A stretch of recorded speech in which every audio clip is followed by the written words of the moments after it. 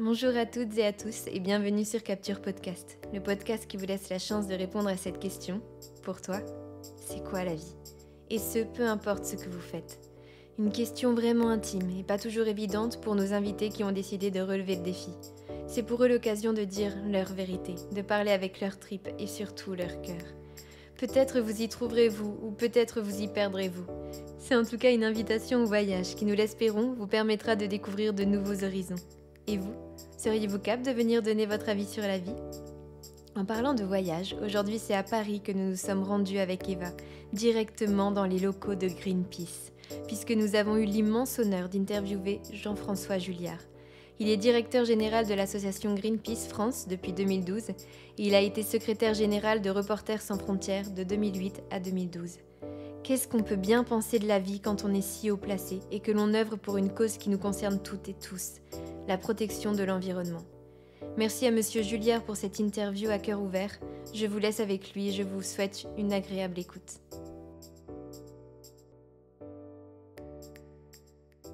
Bonjour Jean-François Julliard. Bonjour. Vous allez bien? Ça va très bien. Je viens de poser la question 3 fois en off, mais il a toujours le sourire, donc c'est cool. J'adore commencer mes podcasts par 3 questions qui n'ont rien à voir entre elles. Du coup, c'est parti. Quelle est la plus grosse bêtise que vous ayez faite étant enfant? Waouh, ça commence bien. La plus grosse bêtise que j'ai faite étant enfant, blesser mon frère à la main avec un couteau malencontreusement, où je lui ai sauté dessus pour jouer et j'avais pas vu qu'il avait un couteau dans les mains. Et voilà, c'était en pleine vacances, on allait à la montagne avec mes parents, ça a gâché un peu les vacances, ça lui a fait très mal, je m'en suis beaucoup voulu. Voilà, c'est ce qui me vient comme ça là. Très bien, c'était déjà une belle grosse bêtise. Ouais. L'endroit qui vous fait vous sentir bien, là où vous vous retrouvez? Alors moi j'ai beaucoup voyagé dans ma vie pour des raisons professionnelles et des raisons personnelles aussi et je me sens relativement bien dans plein d'endroits mais là en ce moment l'endroit où je me sens bien c'est quand je retourne chez moi. Moi j'ai grandi à côté de l'océan Atlantique dans la région bordelaise. J'ai toujours ma mère qui vit là-bas et quand j'y retourne je me sens bien. Voilà, c'est un endroit qui me fait du bien. On dit souvent ça quand on arrive à un certain âge dans la vie, qu'on a envie de revenir sur les terres d'origine. Il y a un peu de ça. Voilà, ça m'apaise. Peu importe l'âge, je crois. Eva et moi, on est partis sur Paris et on revient aux sources dans les Ardennes. On le dit de toute façon, revenir aux sources, revenir aux racines, pour se remettre un petit peu dans le droit chemin et repartir de plus belle. Et ma dernière question, c'est votre musique préférée du moment. Qu'est-ce que vous écoutez ? Qu'est-ce que j'écoute en ce moment ? J'écoute M. Moi, je suis assez fan de M, Mathieu Chédid, que j'ai eu plusieurs fois en concert et tout. Je trouve qu'il a une énergie folle, quels que soient ses morceaux, surtout sur scène, mais même dans ses morceaux. Donc, j'écoute beaucoup. En ce moment, j'écoute ça. Ouais. Ok, merci pour ces 3 questions. Attention, la grande question arrive. Jean-François Julliard, pour vous, c'est quoi la vie ? Alors pour moi, c'est plein de choses. La vie, il y a plein de dimensions là-dedans. La vie, c'est d'abord une chance, on va dire ça comme ça, de pouvoir faire plein de choses, de pouvoir explorer beaucoup d'horizons. La vie, c'est aussi quelque chose de très fragile et je m'en rends compte chaque jour de manière plus vive quand on travaille avec Greenpeace et qu'on travaille sur les questions climatiques, environnementales et tout. On se rend compte à quel point la vie est fragile parce que les systèmes, comme on dit, permettant la vie sur Terre sont menacés chaque jour de manière plus frappante. Et qu'au-delà de la vie individuelle qui est fragile, c'est simplement la vie sur Terre qui apparaît comme étant très fragile parfois quand on regarde la manière avec laquelle on malmène notre atmosphère, notre air, l'eau, nos sols, nos terres. Enfin voilà, donc c'est un peu tout ça. Qu'est-ce qui fait que vous restez si calme ? Je crois que j'ai développé, à la fois avant Greenpeace, j'étais chez Reporters sans frontières, donc on travaillait sur des sujets qui sont complexes aussi, qui sont durs, qui parfois peuvent un peu abîmer les gens qui travaillent sur ces sujets-là.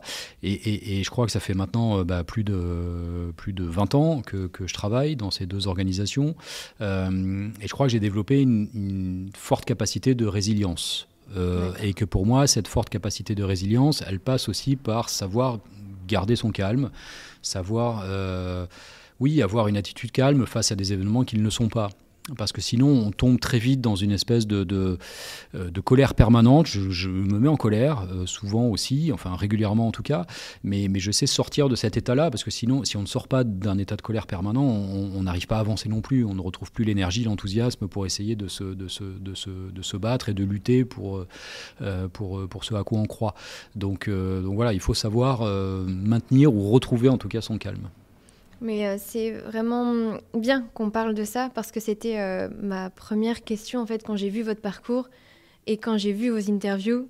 Je me suis dit mais qu'est-ce qu'il est calme comparé aux enjeux qu'on connaît qui sont derrière. Et même, forcément, on ramène souvent les choses à nous et j'ai ramené les choses à moi. Des fois, ça me prend vraiment à cœur pour des enjeux qui sont moindres.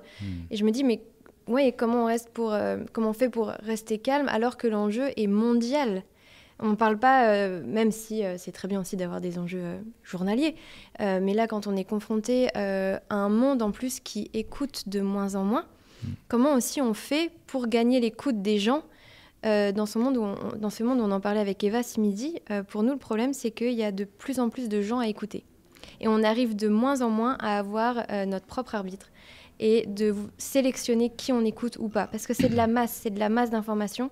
Et comment vous faites pour vous faire voir, toujours dans le calme, mais pas dans la rage de la colère, mais dans la rage de combattre ? Ouais, mais je crois que c'est un vrai souci et c'est toujours compliqué. C'est vrai qu'il y a une multiplicité aujourd'hui des canaux d'information, des sources d'information, des voix. Je crois que nous, la chance qu'on a, c'est Greenpeace, quelque part. Greenpeace, ça fait 50 ans que ça existe. C'est un nom qui parle. Les gens aiment ou n'aiment pas, mais connaissent Greenpeace.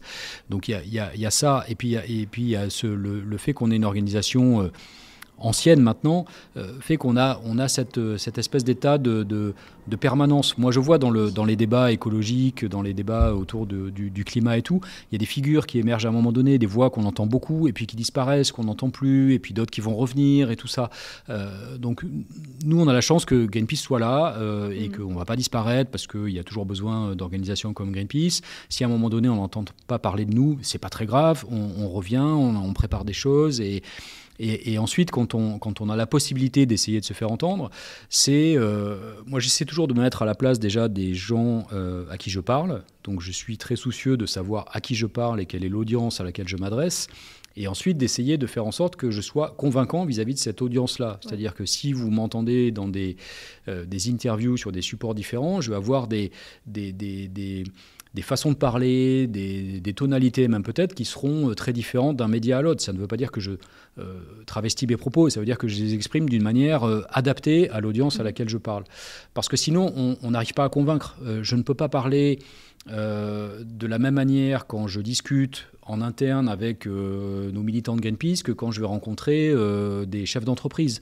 Parce que si je tiens le même discours, au fond, je vais avoir le fond va être le même, parce que je ne vais pas changer de propos, je ne vais pas dire des choses différentes, mais en revanche, la manière de le dire, la tonalité, les mots employés, la façon d'amener un raisonnement et tout ça va être très différente, parce que sinon je ne vais pas arriver à convaincre ni les militants de Greenpeace ni les chefs d'entreprise. Et nous, notre but, c'est d'essayer de convaincre. Ça marche parfois, souvent j'espère, pas à chaque fois non plus, mais c'est l'objectif qu'on se donne. Et la réelle force de s'adapter, ça demande beaucoup d'énergie. Est-ce que ça, vous l'avez été depuis que vous êtes petit, à l'écoute, observateur, savoir à qui vous adressez, comment vous adressez, qu'est-ce qui a fait que là, maintenant, vous êtes vous ? Sûrement beaucoup de choses. Moi, gamin, j'étais plutôt un enfant timide. Si on en croit mes parents et les souvenirs que j'ai, j'étais plutôt timide, plutôt sur la réserve. J'étais pas quelqu'un qui parlait beaucoup. Alors j'ai sûrement plus appris à écouter qu'à parler d'abord. Ça c'est clair. Donc ça a dû me servir. Et ensuite, c'est surtout plusieurs concours de circonstances ou opportunités de vie qui ont fait que je suis devenu ce que je suis devenu. Moi, j'ai voulu d'abord faire du cinéma parce que j'avais envie de raconter des histoires. Ensuite, quand j'ai appris à manier une caméra, je me suis rendu compte que ce qui m'intéressait, c'était plutôt de raconter des histoires vraies, donc plutôt de faire du documentaire que de la fiction. Cette envie de faire du documentaire m'a amené à faire une école de journalisme. Cette école de journalisme m'a amené à croiser la route de Reporters sans frontières et à m'engager dans une association qui est plus une association de protection des droits humains et notamment de la liberté d'expression qu'un média au sens traditionnel du terme. Et du coup, j'ai découvert en m'engageant avec Reporters sans frontières que je croyais plus à cette forme-là d'engagement, à cet activisme-là, parce que c'était déjà de l'activisme, qu'à du journalisme plus classique. Non pas que je ne crois pas au journalisme, mais en tout cas pour moi, ça me correspondait plus. Et tout d'un coup, j'ai découvert la possibilité d'avoir une influence sur le cours des choses. Les journalistes et les médias ont aussi une influence sur le cours des choses. Mais quand on est engagé dans une organisation de droits humains ou organisation de protection de l'environnement, qu'on défend une cause, on essaye en permanence d'influencer le cours des choses. Quand on allait dans des pays, moi j'ai beaucoup travaillé sur le continent africain à une époque, quand je me rendais dans un pays du continent africain, on y allait pour collecter des informations, vérifier des informations, mais on ne s'arrêtait pas là. C'est-à-dire qu'ensuite, on essayait d'avoir une influence sur le cours des choses. On y allait pour faire libérer un journaliste qui était emprisonné. On y allait pour rétablir un média qui venait d'être vandalisé par des forces de police ou par d'autres personnes. Donc on essayait d'avoir une influence sur le cours des choses. Et c'est vrai que je trouvais ça à la fois galvanisant, utile, et extrêmement, extrêmement encourageant à recommencer. Donc du coup, peut-être que c'est cette énergie permanente qui a fait que j'ai voulu continuer dans cet engagement-là, quoi. Vous êtes allé là où vous sentiez votre énergie se décupler. En fait, peut-être que quand vous étiez petit, vous ne saviez pas que vous alliez arriver là où vous êtes aujourd'hui. Ça, c'est sûr. Vous avez suivi les bonnes vibrations, les bonnes choses qui vous arrivaient, vous en avez profité. Parce que souvent, il existe plein de types de personnes, mais il y en a qui croient au destin et qui font pas grand-chose à côté pour se battre, donc qui se laissent voguer. Et vous, c'est comme si je pense que vous croyez en la vie, mais qu'aussi il y a ce côté-là de se battre pour continuer d'être dans son chemin, dans sa voie, se battre pour soi et pour les autres. Oui, moi je crois que j'ai su saisir des opportunités, mais j'ai su aussi créer ces opportunités-là. C'est-à-dire que j'ai vu passer des choses et je m'en suis emparé. Je n'ai pas attendu que ça me tombe dessus. C'est-à-dire qu'à un moment donné, quand j'ai eu la possibilité de rejoindre Reporters sans frontières, tout de suite, il y avait la possibilité de partir directement sur le terrain, sur le continent africain. Je n'y avais jamais mis les pieds. À l'époque, il s'agissait de partir plusieurs semaines, voire plusieurs mois. Tout de suite, je me suis emparé de cette possibilité. J'ai dit oui et j'ai même été volontariste même dans le fait de pouvoir partir. Donc c'est en se créant comme ça ces opportunités que finalement on crée aussi un espèce de parcours de vie. Et surtout ce qui m'a toujours guidé, c'est cette envie de m'en rendre utile, mais encore une fois d'être acteur de quelque chose, quoi. Oui. Voilà, de pas simplement regarder le monde évoluer autour de moi et commenter le monde évoluer autour de moi, mais d'essayer d'avoir une influence sur ce monde-là. L'école de cinéma, c'est votre vie en fait. Vous êtes l'acteur de votre vie. Ouais, je sais pas, peut-être, j'en sais rien. Mais là, je sens que je reviens à cette envie de raconter des histoires aussi. J'ai fait c'était une première, un scénario de bande dessinée, alors qui parle d'un accident nucléaire en France. On l'a lu. Génial, j'espère que vous avez bien aimé. Mais c'était la première fois que j'écrivais un scénario de fiction et j'ai adoré ça. Alors aussi parce que ça s'appuie sur la réalité de mon engagement avec Greenpeace, c'est un sujet qui me tient à cœur aussi sur le risque nucléaire, mais le fait de raconter ça sous un mode fictionnel avec le fait d'inventer des personnages, d'écrire des dialogues et tout, j'ai trouvé ça absolument génial à faire. Donc c'était une bande dessinée avec Alizé Pin. Alizé Depin. Depin, pardon. Ouais. Et donc on l'a lu, c'est vrai que le scénario est assez catastrophe, ça se passe en France, donc forcément ça nous tient à cœur. Et comment vous faites pour ne jamais, peut-être que vous avez des doutes, mais ne jamais laisser vos doutes vous envahir, parce que ce sont des combats tellement monstres que des fois vous devez forcément rater, il doit y avoir des échecs. Comment vous faites pour rebondir? Parce que là, quand on parle d'échecs, c'est quand même... je pense que vos échecs sont... désolée du terme, mais catastrophique quand ça arrive. Donc comment on se remet d'un échec de cette ampleur et surtout comment on fait pour y croire encore et pas se laisser dominer par le sentiment de doute ou d'être démoralisé tout simplement? En fait, j'essaie d'écouter ces doutes plutôt que les rejeter. Bien sûr on a des doutes en permanence chez Greenpeace, ou toutes les personnes qui s'engagent sur des causes, on a des doutes sur l'efficacité de nos actions, la pertinence de nos messages, notre capacité à l'emporter à la fin, parce que c'est aussi pour ça qu'on se bat, pour transformer réellement les choses et tout ça. Mais plutôt que rejeter ces doutes, comme font beaucoup de gens aussi, je les écoute pour quelque part en tirer quelque chose et ne pas les fuir et les rejeter. Je pense que c'est aussi en apprenant de ces doutes qu'on arrive à mieux faire. Et c'est aussi en acceptant qu'il y ait du doute qu'on continue à rester motivé, enthousiaste. Je vois beaucoup de gens autour de moi dans la mouvance environnementale, mais pas que, c'est pareil sur la question des droits humains, se détourner de ces engagements-là parce que les doutes sont trop forts et qu'à un moment donné, ça envahit les gens et du coup, les gens n'ont plus envie, n'ont plus l'énergie, n'ont plus la volonté de continuer à se battre et tout ça parce que ces doutes sont trop forts et les gens finissent par être totalement découragés et passer à autre chose.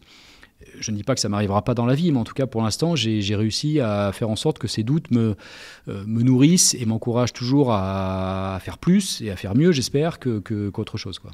Vous êtes toujours solide, ancré dans vos positions, ce qui vous permet de, même si vous doutez, vous savez que les doutes sont là, vous les acceptez.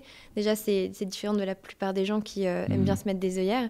Et oui, c'est rester ancré, savoir que le problème est là, mais qu'est-ce qu'on fait de ce problème? Comment on avance? Oui, tout à fait, mais pour ça, Greenpeace est une organisation qui me va bien aussi et donc ça m'aide à poursuivre. Greenpeace est une organisation qui se remet en permanence en question. Et il n'y a pas tant d'organisations qui savent faire ça à ce point-là. Ça ne veut pas dire que ça nous paralyse non plus. On continue de faire des choses, mais en permanence, on revoit nos positionnements, nos façons de faire, en tout cas on les re-questionne. Il y a beaucoup de débats en ce moment autour de la notion de désobéissance civile avec des groupes qui se sont emparés récemment. J'en avais fait un livre aussi. Exactement, j'en ai fait un livre aussi. Mais je trouve que c'est des choses qui, bien sûr, viennent questionner, interroger les méthodes employées par Greenpeace, la manière avec laquelle nous, on pratique la désobéissance civile. Ça nous permet de nous reposer un certain nombre de questions qu'on ne se posait peut-être pas depuis suffisamment longtemps et tout. Et ça, c'est très sain. Et je pense que c'est vital pour une organisation, mais enfin moi, à titre personnel, je trouve que c'est vital pour une personne aussi, quoi, d'avoir cette capacité-là à écouter ce qui se passe, quoi, et à en faire quelque chose. Et à se recréer. Et à se recréer, à se réinventer, à s'adapter. Le monde change, il n'y a pas de raison que les personnes ne changent pas non plus et que les organisations ne changent pas. Sinon, on perd de sa pertinence, on perd de sa capacité justement à influer sur le cours des choses. Voilà. On reste dans un confort et on n'avance plus. Ouais, je sais pas si c'est un confort, c'est une facilité peut-être. Moi, ça me mettrait dans une situation très inconfortable de ne pas bouger, de ne pas écouter tout ça. Mais c'est vrai que c'est peut-être la solution de la facilité, de se dire, ben voilà, j'ai toujours fait comme ça, c'est sûr que j'ai raison, c'est le monde qui se trompe et je vais continuer à faire comme ça. C'est ça que je voulais dire. Oui, ouais, peut-être. Et pour revenir aux doutes, parce que je pense aussi aux gens qui font ce qu'ils peuvent et qui à un moment lâchent parce qu'on les fait beaucoup culpabiliser. Et qu'est-ce qu'on peut dire, qu'est-ce que vous avez à dire à ces gens oui, qui, je ramène à mon échelle, mais qui vont dans les magasins, qui malheureusement des fois achètent des choses qu'il ne faut pas acheter niveau alimentaire, pour aussi leur dire c'est top ce que vous faites ce que vous pouvez, vous faites beaucoup de choses mal, mais c'est grâce aux petits gestes du quotidien qu'on va y arriver. Enfin, quel est votre discours par rapport à ça? Non, nous, on évite d'avoir un discours culpabilisant à ce sujet parce que d'une part, ça ne fait rien avancer et puis surtout, ce serait un peu trompeur. C'est-à-dire que les personnes qui ont envie de bien faire et qui font déjà des choses... Mais rien que ça, avoir cet état d'esprit-là, c'est déjà beaucoup. C'est déjà beaucoup. Alors, certains diraient que ce n'est pas suffisant et c'est vrai que ce n'est pas suffisant parce que si ça suffisait, on aurait déjà transformé nos sociétés. Mais ça va déjà dans la bonne direction et c'est déjà beaucoup. Il faut savoir qu'il y a quand même déjà... il y a beaucoup de personnes qui non seulement ne font rien du tout, mais surtout nous font reculer. Oui. C'est-à-dire qu'il faut aussi garder ça en tête. C'est-à-dire que les personnes qui vont culpabiliser de faire tel achat ou de prendre l'avion plutôt que le train à un moment donné, ce sont des personnes qui vont déjà dans la bonne direction parce qu'elles se posent la question et que si elles ne le font pas cette fois-ci, ça veut dire qu'elles vont le faire la prochaine fois ou qu'elles vont y penser une deuxième fois, qu'elles vont renoncer, qu'elles vont apprendre à vivre autrement et tout ça. Donc moi je ne suis pas du tout à culpabiliser ces personnes-là qui sont déjà en train de s'aventurer sur ce chemin-là qui n'est pas facile, hein. C'est pas évident. Alors qu'il y a tant de personnes qui non seulement ne se posent pas la question mais qui essaie de nous tirer en arrière, quoi. Voilà. Donc après, chacun fait comme il peut. Moi, ce qui parfois me frustre un peu, c'est quand je vais beaucoup rencontrer des étudiants, parce je suis souvent invité dans les universités, écoles diverses et variées et tout ça. Et souvent, la question m'est posée de qu'est-ce qu'on peut faire, nous, quand on a, je sais pas, entre 18 et 25 ans, à notre niveau et tout ça. Et je dis, mais il y a une palette de possibles aujourd'hui qui est phénoménale, qui n'existait pas quand moi, j'avais votre âge. Aujourd'hui, on peut s'engager sur des choix alimentaires bien plus facilement qu'il y a 20 ou 25 ans. On peut s'engager sur des choix de consommation, sur des choix de transport, on peut choisir sa banque, on peut choisir ses fournisseurs d'énergie, enfin il y a tout un tas de possibilités qui s'offrent à nous. Alors l'idée, c'est pas forcément de tout faire, mais en tout cas de se poser la question là-dedans, qu'est-ce que je peux faire, qu'est-ce qui est à ma portée aujourd'hui et qui le sera peut-être demain, et pour certains, l'adapter aussi à leur... à leur personnalité, à leur mode de vie. Il y a par exemple des gens qui vont trouver extrêmement facile de devenir végétarien ou vegan, d'autres pour lesquels c'est juste impensable, inimaginable. Et à l'inverse, ces personnes pour lesquelles c'est inimaginable vont avoir beaucoup plus de facilité à ne jamais prendre l'avion, alors que des véganes vont prendre l'avion plus souvent. Voilà, donc, et il n'y a pas de perfection dans ce monde non plus, quoi. Nous, on n'est pas parfait non plus chez Greenpeace, on n'a pas des modes de vie zéro carbone. On aimerait bien, mais la réalité, c'est que c'est impossible aujourd'hui d'avoir un mode de vie zéro carbone. On essaie de faire au mieux, de réduire, de faire attention, de penser à tout ce qu'on fait dans la vie pour limiter ça.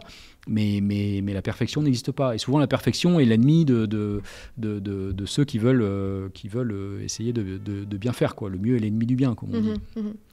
Et est-ce qu'il ne manque pas aussi un effet de masse, de rassemblement, de groupe, que peut-être...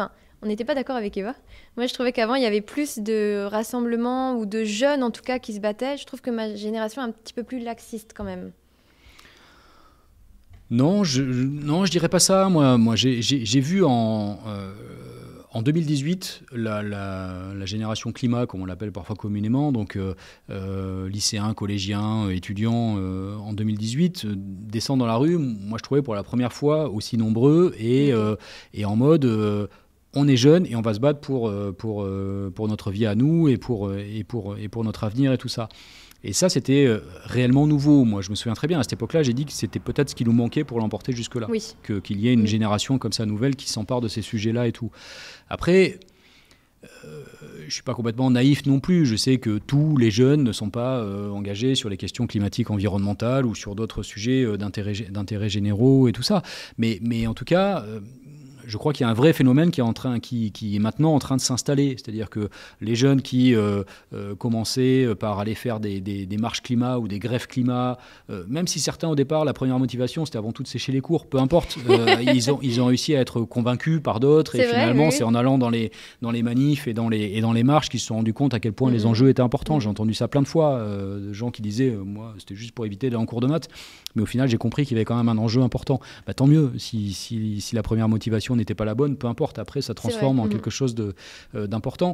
Et je vois bien, ces jeunes aujourd'hui, c'est devenu quelque chose de plus en plus installé dans les vies. Alors il y a toujours des modes de consommation, de surconsommation qui posent problème, mais par exemple c'est la première fois qu'on entend de manière aussi forte des jeunes qui vont intégrer le critère environnemental dans leur choix de carrière, dans leur choix professionnel, en disant moi je ne veux pas aller travailler dans telle grande entreprise parce qu'elle est polluante. C'est quelque chose qu'on n'avait jamais entendu jusque-là. Donc je pense que ça va continuer d'amener du positif, oui. C'est vrai que c'est... En tout cas, je parle de mon cercle, on est moins peut-être activiste sur le terrain, mais on se pose beaucoup de questions sur la surconsommation. Ça, je sais que par contre, ma génération surconsomme vraiment de moins en moins. On est même devenu beaucoup minimaliste. On n'a pas beaucoup de matériaux, de meubles chez nous. L'événement, on en a beaucoup moins. Même dans le frigo, on a ce qu'il faut. Et ça, c'est un énorme pas, ne serait-ce que... pour l'état d'esprit qui est beaucoup plus allégé. Mais bien sûr, pour l'état d'esprit et puis pour la société, parce que s'il y a de plus en plus de personnes comme vous qui adoptent un mode de vie plus sobre, parce qu'on peut le qualifier comme ça, moins dans la surconsommation, eh bien ça veut dire qu'on va inventer peu à peu, qu'on va construire peu à peu, un système économique qui soit compatible aussi avec ces modes de vie. Et aujourd'hui, on sait bien que ce qui nous emmène dans le mur, c'est aussi la manière avec laquelle on pratique les échanges commerciaux et le système économique qui ne repose que sur une croissance effrénée, sur un productivisme toujours plus important. Si on n'arrive pas à inverser cette courbe-là, on n'arrivera pas à lutter contre le changement climatique. Quand j'entends certains dirigeants politiques qui disent qu'il faut décarboner les industries, mais sans réduire la production, non seulement je n'y crois pas, mais je ne vois pas comment c'est possible. C'est-à-dire qu'aujourd'hui, il n'y a pas de baguette magique qui fait qu'on va... Voilà. Et puis, même si on arrivait à décarboner certains secteurs industriels sans réduire la production, ça veut dire qu'on ne va pas réduire l'empreinte environnementale globale de ces activités productives, parce qu'il n'y a pas que les émissions de carbone, il y a aussi toutes les ressources naturelles qu'on va puiser, tous les minéraux qu'on va extraire dans la terre et bientôt dans les fonds marins si on n'arrive pas à empêcher ça. Donc voilà, donc aujourd'hui, il faut repenser tout ça. Et pour repenser tout ça, on a besoin de gens qui arrivent sur le monde du travail, comme on dit, et dans le monde des entreprises, avec un regard très différent là-dessus et avec des envies très différentes. Est-ce qu'il y a un moment dans votre carrière où vous étiez vraiment à deux doigts de partir, d'arrêter, où le doute a failli l'emporter, ou juste la fatigue, sans parler de doute, mais vous étiez épuisé de voir comment les choses avançaient ?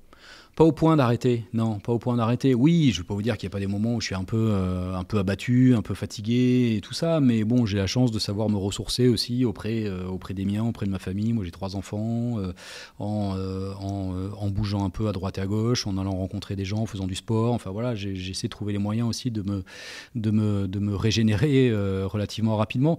Donc, il peut y avoir des moments de fatigue comme ça, bien sûr, mais jamais au point de me dire je décroche, quoi. Non, c'est jamais arrivé. Encore une fois, je ne dis pas que ça m'arrivera pas un jour, hein. Je vois plein de gens à qui ça arrive et c'est pas grave non plus. Enfin, il faut que ces gens prennent soin d'eux, mais c'est pas grave non plus si des gens arrêtent parce que d'autres prennent le relais. Enfin, on n'est pas, personne n'est indispensable. Mais voilà, en tout cas, pour l'instant, c'est pas arrivé. Mais vous vous rendez compte que vous avez une ténacité quand même assez puissante et que ça... Je rencontre peu de gens qui ne lâchent pas, ou que s'ils lâchent, ils vont forcément rebondir. Surtout que vous tenez pour vous, mais pour les autres aussi. Reporters sans frontières, Greenpeace, vous militez comme rarement les gens militent. Enfin, vous devez en connaître beaucoup plus que moi. Je sais que je vous ai déjà posé cette question-là, mais j'aimerais aller encore plus loin. Qu'est-ce qui fait que cette ténacité est là, que cette puissance est là, que ce projet de voyager, d'aller voir ailleurs ce qui se passe, de s'adapter pour aider, qu'est-ce qui fait tout ça ? Parce que j'y crois fort, et je crois fort en la possibilité de vivre dans un monde meilleur. Ça peut paraître un peu naïf de dire ça comme ça, mais c'est la réalité. C'est-à-dire que je constate en permanence des injustices dans tous les sens, des injustices sociales, humaines, environnementales ou autres, et je vois à quel point on peut malgré tout corriger le tir, et on y parvient dans certains cas. On n'arrive pas à obtenir encore la grande victoire qu'on souhaite tous, et le fait qu'on transforme réellement le monde dans quelque chose de plus apaisé, plus serein, moins impactant pour l'environnement et tout ça. Mais il y a quand même des victoires en permanence. Il y a quelques semaines maintenant, je rencontrais tous mes homologues de tous les bureaux de Greenpeace un peu partout dans le monde, et on partageait beaucoup comme ça de retours d'expérience. Et on partageait tous le même constat, que si on n'a pas emporté la grande bataille pour la protection de l'environnement, on voit quand même l'émergence de victoires un peu partout, dans différents coins de la planète, parce qu'il y a de plus en plus de mobilisation, parce qu'il y a une prise de conscience sans égale sur les questions environnementales, et que cette prise de conscience, elle n'est plus, comme ça a été le cas pendant des années, réservée, entre guillemets, à une élite riche, européenne, surdiplômée, etc. C'est plus le cas aujourd'hui. On peut dire qu'il y a une vraie prise de conscience mondiale, et qu'on voit que globalement, on va dans la bonne direction. Le problème, c'est qu'on n'y va pas assez vite et pas avec assez d'ampleur, mais on va quand même globalement dans la bonne direction. Et rien que ça, c'est un moteur incroyable pour continuer à s'engager, parce qu'on voit que ça avance, quoi. C'est ce que vous disiez au début du podcast. Greenpeace, c'est une famille mondiale. Et peut-être que des fois aussi, quand il y a un pays ou quand il y a quelqu'un qui n'a plus trop les cartes en main, il y a tous les autres qui arrivent. C'est aussi bien s'entourer que de militer pour une belle cause. Absolument. Et puis, moi, c'est ce qui me porte, mais c'est aussi ce qui porte beaucoup de gens chez Greenpeace. C'est cette dimension internationale. Moi, si je me suis engagé à Reporters sans frontières au départ, c'était pour ça. Et Greenpeace, c'est pareil. C'est une organisation aussi dans la mouvance sans frontiériste. C'est-à-dire qu'on ne conçoit pas un engagement juste sur le périmètre du pays dans lequel on vit. Et puis, on voit bien que de toute façon, c'est vain parce que ces sujets-là, que ce soit la protection des droits humains ou les questions environnementales et tout un tas d'autres sujets, sont des sujets qui dépassent les cadres des frontières. Et pour l'environnement, c'est encore plus vrai. Enfin, il est évident que quoi qu'on fasse, ça ne peut pas se régler au niveau d'un seul pays. Si demain la France arrêtait d'émettre instantanément des émissions de CO2, ça ferait du bien à la planète, mais ça ne suffirait pas. Oui, c'est ce que vous disiez et on serait dans très une très loin du interview. compte, Oui. exactement. Ça veut dire qu'il faut travailler ces sujets-là ensemble. Et moi, je trouve ça non seulement passionnant à faire, de travailler avec mes collègues des autres bureaux. Ça apprend aussi beaucoup de choses, de voir comment ces sujets-là sont travaillés, sont perçus, sont vécus dans d'autres territoires, sous d'autres latitudes, avec des perspectives qui sont parfois très très très différentes. Oui. Et puis c'est ça qui donne de l'impact à la fin réellement. Ce qui est impressionnant avec Greenpeace, c'est que pour une fois, seul on fait absolument rien. Et que là, vous avez besoin de tous les pays, de tout le monde, de chaque personne. Et c'est ça qui est très fort. C'est ça qui est très fort. Et ça va même au-delà de Greenpeace. Moi, quand je suis arrivé à Greenpeace en 2012, c'était aussi parce qu'il y avait à cette époque-là une nouvelle orientation de Greenpeace qui voulait faire de Greenpeace une organisation bien plus ouverte qu'elle ne l'avait été jusque-là. Bien plus ouverte, ça veut dire bien plus ouverte en son sein, c'est-à-dire faire en sorte que les différentes familles de Greenpeace travaillent plus ensemble, qu'on soit salariés, militants, bénévoles, activistes, à Paris ou en région, enfin peu importe, qu'on essaie de faire vivre cette organisation ensemble, et puis aussi plus ouverte aux autres. C'est-à-dire aller voir, alors il y a tous nos alliés environnementaux, naturels, avec lesquels on a toujours travaillé, mais aller au-delà de ça, donc essayer de travailler avec les syndicats, essayer de travailler avec des organisations de lutte contre la précarité énergétique, essayer de travailler avec les associations de consommateurs, essayer de travailler avec les fédérations de parents d'élèves pour les menus végétariens dans les cantines scolaires. Enfin, il y a plein de sujets comme ça sur lesquels on essaie de faire en sorte, et c'est ce sur quoi je travaille beaucoup depuis 10 ans, de faire en sorte que Greenpeace soit une organisation ouverte, accueillante, et prête à travailler avec le plus grand nombre de personnes. Tant qu'on partage des objectifs et des valeurs communes, on a tout intérêt à y aller ensemble. Que si quelqu'un, par exemple, a un projet dans une école, dans un petit patelin, il peut vous contacter Greenpeace et puis en faire quelque chose, créer des rencontres ou ne serait-ce qu'un lien par mail. Oui, alors pas me contacter moi forcément directement, mais parce que sinon je vais couler sous les demandes. Mais oui, on a nous ce qu'on appelle des groupes locaux, donc de militants bénévoles un peu partout en France. On a 35 groupes locaux en France, mais il y en a dans quasiment tous les pays dans lesquels Greenpeace est implanté. Il y a des groupes locaux comme ça de militants bénévoles. Et oui, on peut tout à fait se tourner vers ces militants-là pour que quelqu'un de Greenpeace puisse aller faire une présentation de Greenpeace ou d'un certain nombre de sujets dans les écoles. Pour, je sais pas, on a aidé des écoles à installer des panneaux solaires sur leur toit au Luxembourg récemment par exemple ou en Belgique pour rejoindre une coalition locale qui veut s'opposer à un projet destructeur pour l'environnement parce qu'il va y avoir un bout de forêt qui va être saccagé pour faire passer une route ou une autoroute pour essayer de faire en sorte que la rivière du coin soit dépolluée ou évite d'être polluée plus encore par un site industriel avoisinant. Enfin, il y a beaucoup de possibilités comme ça d'engagement local, ouais. Ok, génial. Donc si vous voulez vous engager, ça semble assez facile. Il suffit d'aller voir toutes les coordonnées de tous les groupes locaux de Greenpeace sont sur notre site et ils ont tous leurs propres réseaux sociaux aussi, Facebook et Twitter principalement. Merci.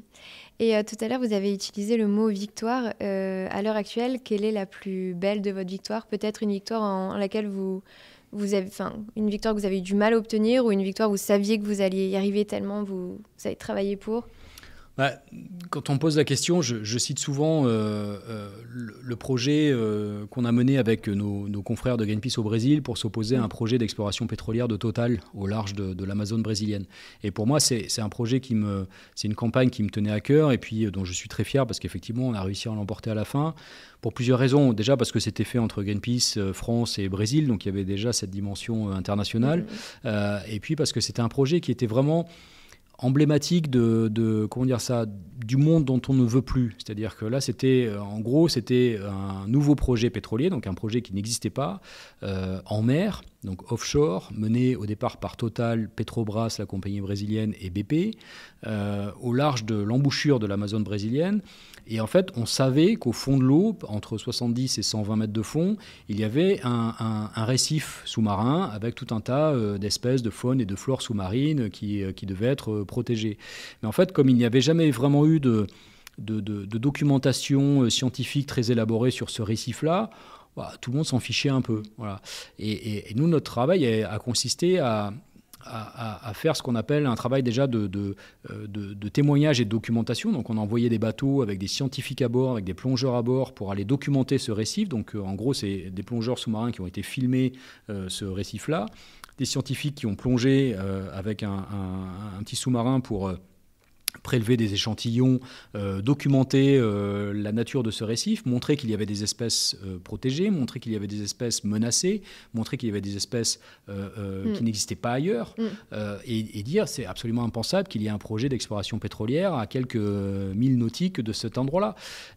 Et ensuite, ça a été une vraie bataille, parce que ça a vraiment été ça, avec les autorités brésiliennes, notamment l'agence environnementale brésilienne qui devait dire oui ou non à la fin à Total et aux autres pour aller explorer là-bas. Et puis auprès des 3 acteurs pétroliers, en leur disant mais c'est pas possible que vous alliez faire ça, quoi. Et donc au début, ça se passe plutôt pas trop mal en termes de discussion entre Total et nous. Et puis assez rapidement, on se rend compte que finalement, ils vont quand même y aller, quoi qu'on leur dise, et ça va pas le faire.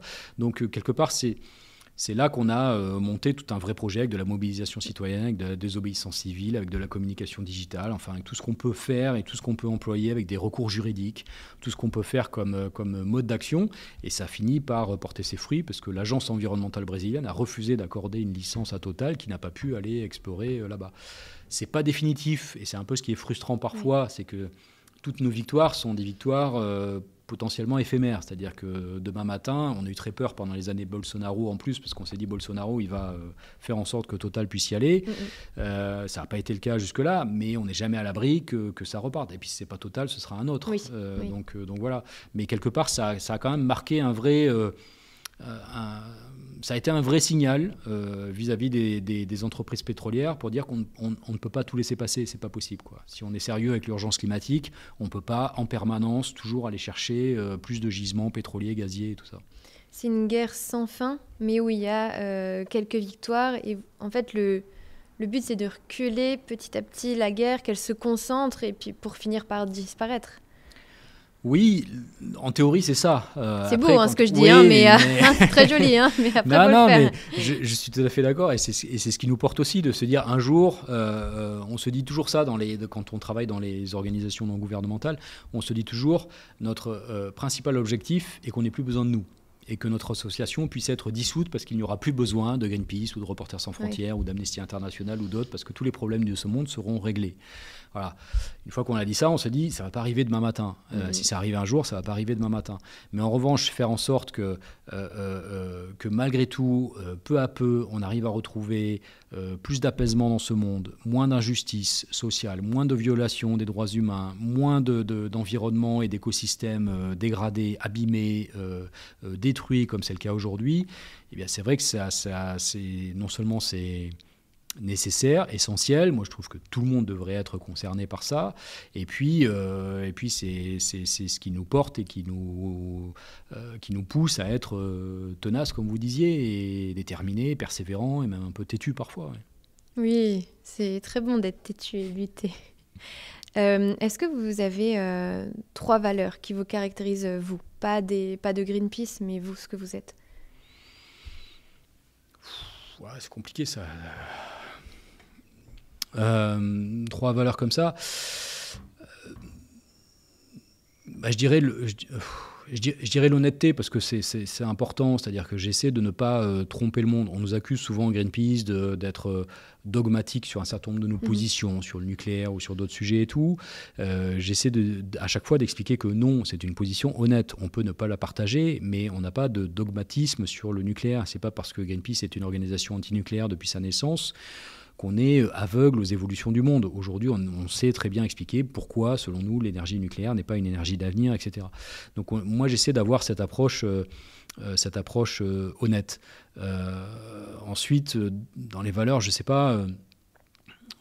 on a beaucoup parlé de ténacité ou détermination. Je pense que c'est l'une des valeurs aussi importantes qui me porte, sinon je ne serais pas là. Voilà. L'empathie. C'est important aussi, malgré tout. Et je pense que c'était très vrai chez Reporters sans frontières quand je devais défendre des personnes. On n'arrive pas à faire ça si on n'a pas, d'empathie pour ces personnes-là, ou on ne le fait pas bien. Si c'est juste un nom sur une liste de prisonniers politiques, il n'y a pas beaucoup d'efficacité. Dès lors qu'on a un peu d'empathie, parce qu'on se met à la place des personnes, parce qu'on a rencontré leur famille, parce qu'on a pu leur parler parfois directement en prison, on se rend compte qu'on est bien plus efficace. Et puis l'empathie, c'est aussi vis-à-vis de tous les...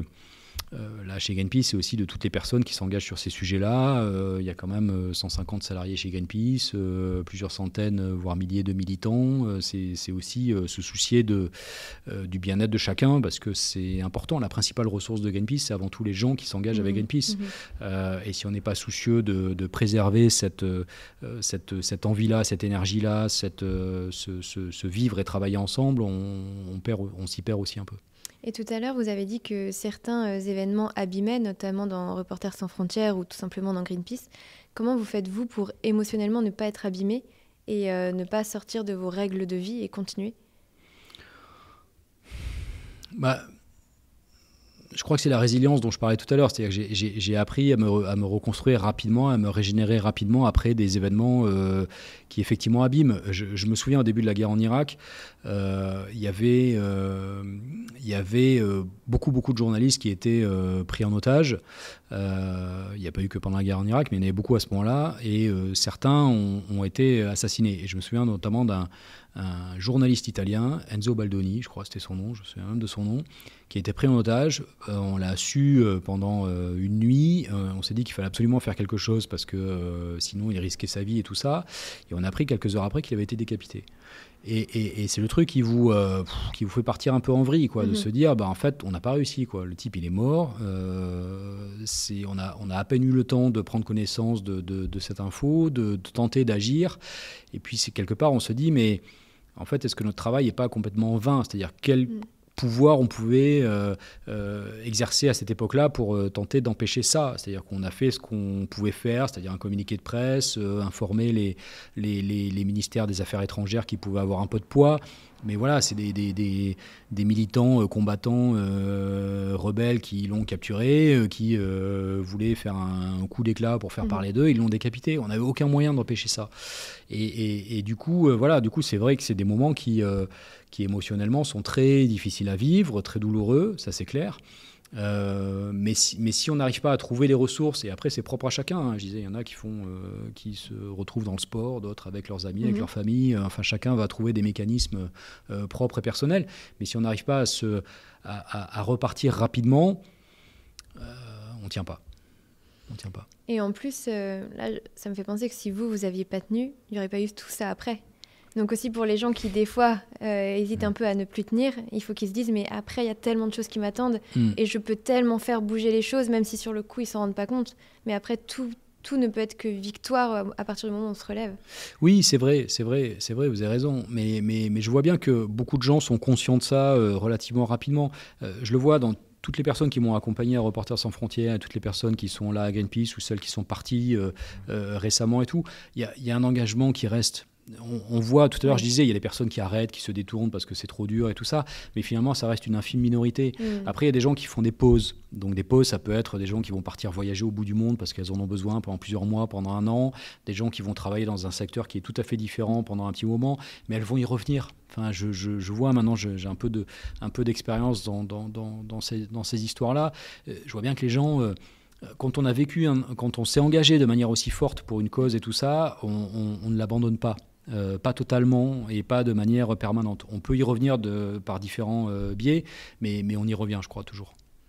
Oui, c'est quelque chose qui vous dépasse, c'est une énergie qui dépasse de toute façon se battre pour quelqu'un, pour quelque chose, pour une noble cause en plus, quand on sait pourquoi on se bat. Oui, il y a ça, et puis aussi peut-être le fait que si on arrête, on se dit que finalement tout ce qu'on a fait avant n'a pas servi à grand-chose. Donc il y a cette envie de continuer parce que sinon ça veut dire que tout ce qu'on a fait avant n'avait pas beaucoup de sens finalement. Donc il y a une espèce de comme ça presque de, je sais pas, c'est une obligation morale, mais en tout cas ou de devoir moral, mais en tout cas il y a un truc comme ça qui fait que ça reste et qu'on continue de s'engager. Ouais. Oui, la rage de vaincre, d'être le meilleur, la meilleure, dans ce qu'on peut donner en fait, pas la meilleure du monde, mais dans ce qu'on peut être, on peut toujours s'améliorer, on peut toujours apporter plus, on peut toujours s'adapter davantage, recréer, apporter et ensemble en plus. Tout à fait. Jean-François Juliard, si je résume, est-ce que pour vous, la vie, c'est s'adapter ? Alors, il y a beaucoup de ça. S'adapter et se réinventer peut-être, j'ajouterais. Parce que je pense que c'est important. Ouais. Est-ce que vous pouvez nous partager quelque chose pour finir cette interview ? Vraiment ce que vous voulez, que ce soit un restaurant, un plat, une idée, un proverbe. Ça là, le micro est à vous. Pouah.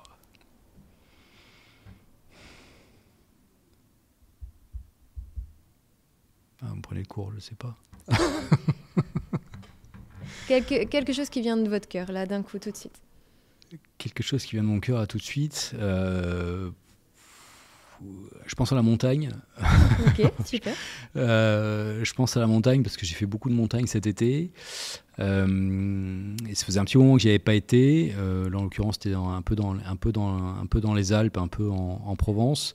Et je trouve que c'est quelque chose que tout le monde devrait faire à un moment donné dans sa vie. Aller faire un tour en montagne. Parce qu'il y a un côté... quelle que soit la manière d'y aller, d'ailleurs, on peut faire des choses très éprouvantes physiquement ou pas du tout, des choses très compliquées ou très simples, des choses avec une altitude importante ou pas du tout, en été, en hiver, enfin. Mais je trouve qu'il y a toujours un espèce de côté hors du temps, hors du monde, qui est pour le coup très fort émotionnellement, très régénérant là aussi. Pour des gens qui comme moi vivent en ville et dans une grande ville, c'est peut-être plus encore que le littoral ou la mer. Moi j'ai grandi, comme je disais, au bord de l'océan Atlantique, donc j'ai un vrai prisme pour la mer. Je fais beaucoup de plongée sous-marine, enfin j'ai toujours été attiré par la mer, mais je sens bien que la montagne me fait un effet tout à fait différent. Voilà. Et je pense que pour ceux qui ont et celles qui ont la possibilité de le faire, faut continuer. Et pour celles et ceux qui ne l'ont jamais fait, tentez-le au moins une fois. Eh bien, merci beaucoup de nous avoir reçus avec Eva. Merci pour cette interview. Et je vais encore vous prendre de court une dernière fois. Je vous laisse le mot de la fin. Merci beaucoup. C'était chouette. C'est pas si souvent que j'ai l'occasion de parler avec autant de temps, un peu de moi. Et finalement, c'est intéressant aussi. Là aussi, il faut savoir écouter ses doutes et ses propres questionnements. Merci. Hey, j'espère que vous avez apprécié cet épisode et merci d'avoir écouté jusqu'au bout. Ce que je retiendrai, c'est qu'il ne faut jamais se laisser abîmer. En tout cas, faire en sorte de ne pas se laisser abîmer. Rebondir, se battre, là on parle d'écologie, mais battez-vous. Battez-vous pour les causes qui vous tiennent à cœur et surtout battez-vous ensemble. En attendant, prenez bien soin de vous et des gens que vous aimez et on se retrouve très bientôt pour un nouvel épisode. Ciao!